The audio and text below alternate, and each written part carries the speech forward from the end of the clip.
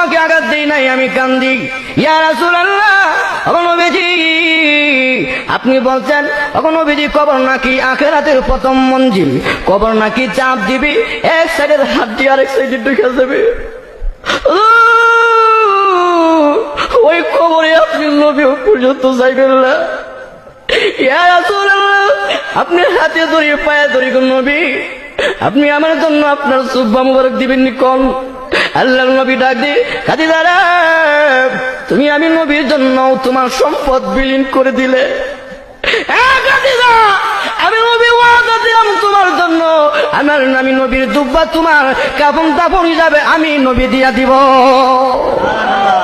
আমার নবী 2 নাম্বার শর্ত হল নবীজি আপনি আবার আমাকে কাফন দাফন করে কবর রেখা আপনি নবী আসবেন না। কবরে সওয়াল জবাবের উত্তর না দেওয়া পর্যন্ত ওগো নবীজি আপনি আমার কবর থেকে আসবেন না, আমার বই লাগে, আমি কেমনে থাকবো? আল্লাহর নবী কান্দি, খাদিজা রে